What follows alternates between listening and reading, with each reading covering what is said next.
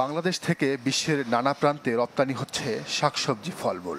পচনশীল হওয়ায় এসব কৃষিপণ্য দ্রুত পরিবহনের জন্য আকাশপথ বেছে নেন রপ্তানিকারকরা।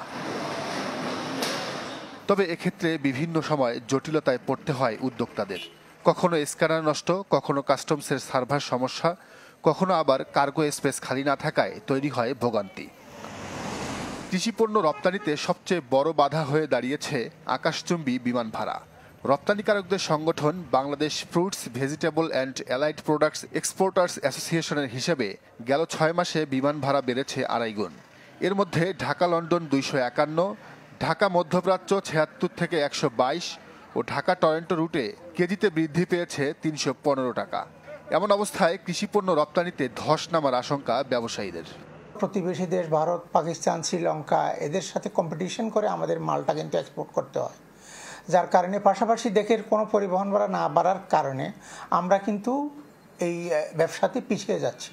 আমাদের যারা বিদেশি গ্রাহক তারা আমাদের কস্ট বেশি পড়ার কারণে তাদের বিজনেসকে ডাইভার্ট করে নিয়ে যাচ্ছে কিন্তু অন্য দেশে। ফলে কি হচ্ছে, গত 6 মাসে কিন্তু আমাদের এক্সপোর্ট অলমোস্ট 30-35% রিডিউস করছে কিন্তু। এবং দীর্ঘদিন যে আমরা একটা মার্কেট, বিদেশে একটা মার্কেট, এই পণ্যের একটা মার্কেট যে আমরা তৈরি করলাম, এই মার্কেটটা কিন্তু চলে যাচ্ছে অন্যদের হাতে। আন্তর্জাতিক বাজারে ব্যাপক সম্ভাবনা থাকার পরও সুষ্ঠু পরিকল্পনা ও এর বাস্তবায়ন না থাকায় দিন দিন পিছিয়ে পড়ছে বাংলাদেশের কৃষিপণ্য রপ্তানি খাত।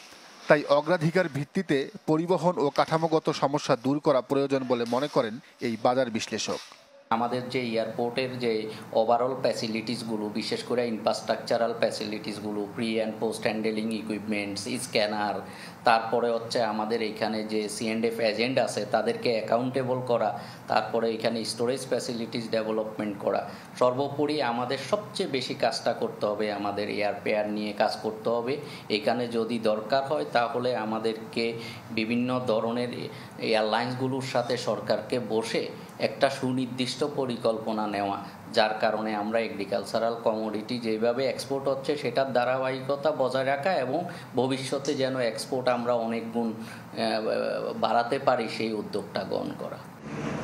ইপিবির তথ্যমতে 2023-24 অর্থবছর কৃষিপণ্য রপ্তানির লক্ষ্যমাত্রা ছিল $934 মিলিয়ন। বিপরীতে রপ্তানি হয়েছে $846 মিলিয়ন। নাজমুল হুদা সুমন, চ্যানেল 24, ঢাকা।